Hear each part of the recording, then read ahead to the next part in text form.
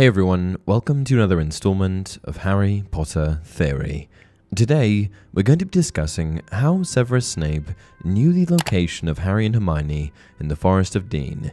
In the Deathly Hallows, Harry and the trio are out hunting Horcruxes. However, things aren't going particularly well, and that's because they are without the fabled Sword of Gryffindor, a weapon they can use to destroy these evil items. Cue Severus Snape. After a considerable amount of time had passed, and the trio had managed to traverse miles upon miles of forest, Severus Snape decides it's time to drop off the Sword of Gryffindor, which was in his possession. Dumbledore instructs Snape to give Harry the real sword. However, he also explains to Snape that Harry mustn't know that it was him who presented him with the sword. This is because Voldemort could potentially use legitimacy on Harry and figure out Snape's true allegiance. So, instead of just giving Harry the sword, he puts it in a frozen lake in the Forest of Dean. He then uses his corporeal Patronus to guide Harry to the sword. "Good, very good," cried the portrait of Dumbledore behind the headmaster's chair. "Now, Severus, the sword. Do not forget that it must be taken under conditions of need and valor, and he must not know that you give it. If Voldemort should read Harry's mind and see you acting for him..." At this point, Harry, a worthy Gryffindor, is reunited with the relic of his Hogwarts house, and things start to get a little bit easier. But my question is this: how on earth did Snape find Harry and Hermione in the Forest of Dean? The Forest of Dean is a geographical, historical, and cultural region in the western part of the county of Gloucestershire, England, that stretches over 110 square kilometers or 68 square miles. It's a thick woodland full of trees. How did Snape find one little tent?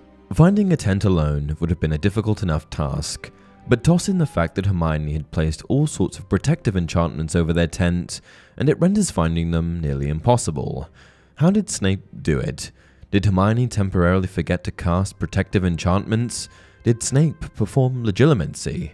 Or is there another explanation? Let me explain. After disapparating, Harry engaged Hermione in conversation by asking where they were.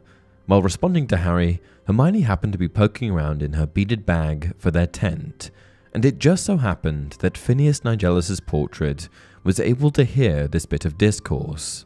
Phineas Nigellus then relayed this information to Snape in the headmaster's office. This is shown in the chapter entitled "The Prince's Tale" in the Deathly Hallows. "Headmaster, they're camping in the Forest of Dean. The Mudblood, do not use that word." The Granger girl then mentioned the place as she opened her bag, and I heard her.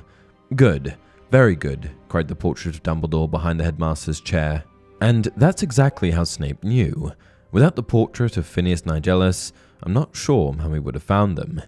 I do have a theory though. In the event that their location was never reported to him, maybe Snape could have used his Patronus. You see, the Patronus charm isn't just used as a defense against Dementors. It also has other applications, like as a communications device. Patronuses are spirit guardians, powerful forms of magic, so I don't see why Snape's Patronus wouldn't have been able to figure out their location by itself. In this scenario, Snape would have simply apparated to the Forest of Dean, or not, and sent his Patronus off to find Harry. Simple. Did you guys ever wonder how Snape found them? What videos do you want next? Leave a comment down below. Until next time, remember, while we may come from different places and speak in different tongues, our hearts beat as one.